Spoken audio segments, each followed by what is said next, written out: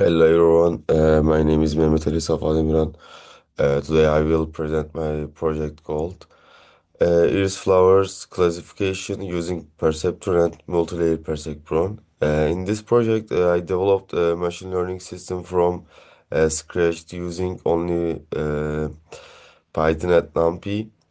I didn't use skit-learning, TensorFlow, or Keras.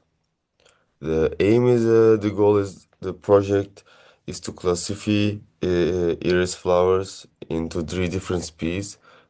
They are Iris setosa, Iris versicolor, Iris virginisa. Based on form, numerical features are sepal length, sepal width, petal length, petal width, and my data set is uh, here data. And this is my dataset. I used the famous Iris dataset. It contains 150 total samples, 50 setosa here, and 50 versicolor, and uh, 50 virginisa. They are here. This means the dataset is balanced.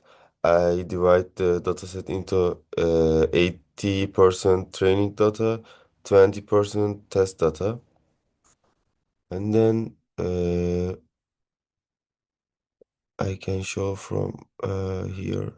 Yeah.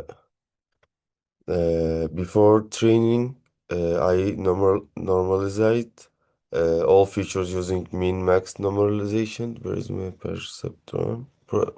Yeah, here. This converts values into a range between 0 and 1. It helps gradient descent work faster and more stable. Model used, I used here Perceptron. First model is that one. It's used for binary classification. I use it to classify setosa versus non-setosa. We can see where is that. And then I wrote MLP, multi-layer perceptron. It's used for multi-class classification. I have four input neurons, hidden layer, three output neurons. Hidden layers use ReLU activation. Output layers used softmax activation, and the loss function is cross entropy. And then I manually implemented forward propagation and back propagation using NumPy. Weight updates are calculated using gradient descent. And now I want to demo.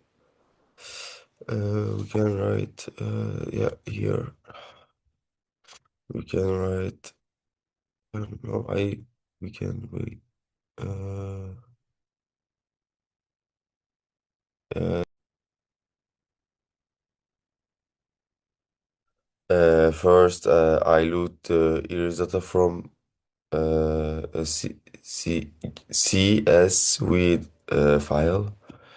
We can choose, yeah, here. We can open it and we can load it.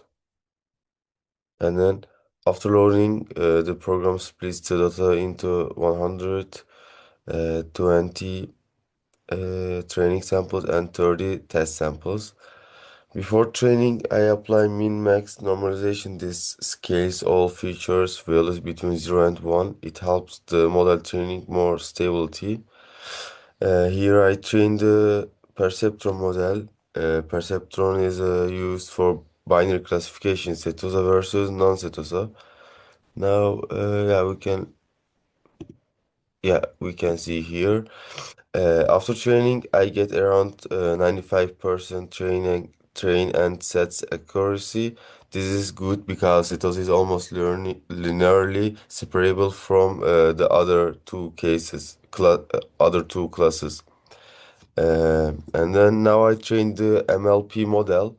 MLP is used for three classification: setosa, versicolor, and virginia.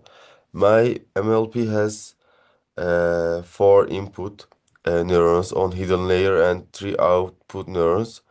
The hidden layers use ReLU actuation. The output layers use softmax activation. The loss function is cross entropy.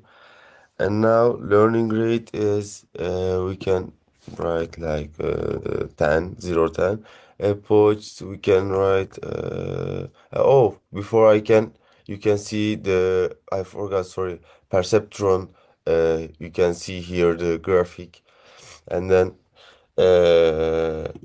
now here's empty. Yeah, we can see just here the perceptron because uh, we tested, and we can when you press the when you test you can see the graphic here, but now here's empty because we didn't test the MLP. uh, Now, yeah, 0, 10, and approach we can write 1000, and yeah, 8 is okay. And when we do this, we can see the MLP graphic with the learning rate 0, 10, and 1000 approach and 8 hidden neurons. The MLP reached around, we can see here, 96% test accuracy. This means the model learns the iris dataset successfully. Uh, and the final loss is low. Lower loss means the predicted probabilities are closer to the correct classes. And we can also hear the setosa, versicle, and virginia also. And here we can now I test manual sample like yeah, we can test like this, and yeah, we can see here uh, the model predicts iris setosa with high confidence around 96%. This is expected because setosa has smaller petal length and petal width.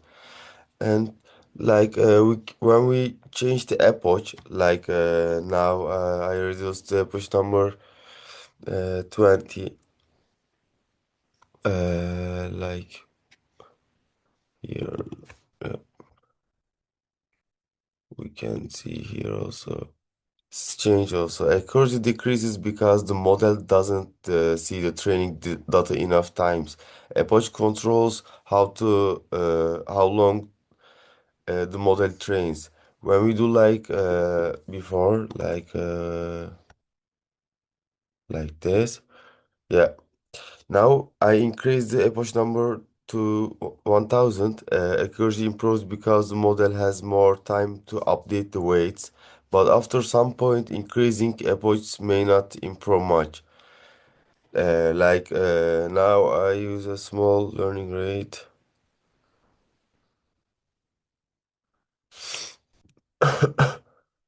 Right here, yeah, 0, 0, 1. Yeah, we can see here. Like first, I want to do like this, and I want to change also this. I want to write 5, and I want to do 0, 0, 1. Yeah.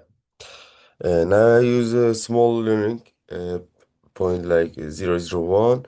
The model learns slowly because weight updates are very small. Accuracy may improve slowly, but training needs more approach. Uh, if we do like, we can try 1, 0 also, but we need to also change this one. Yeah. Now I use very high learning rate. The training may become unstable because weight updates are too large. The model can skip the optimum point. When we change the hidden neurons, like we can do like 2, yeah, we can see, yeah. Did you see the difference? The model capacity becomes smaller. It may not learning complex patterns well, but so accuracy can decrease. But when we do like we can do maybe 16. Yeah. Yeah. The model capacity increases. It can learn more complex patterns, but too many neurons may cause overfitting. And we can also here when look we can see the test what we did. Yeah, the training access and test accuracy. That's my project. In conclusion, I successfully implement both Perceptron and MLP from scratch. I observed that learning rate approach and hidden neuron count directly affect the model performance. Thank you for listening.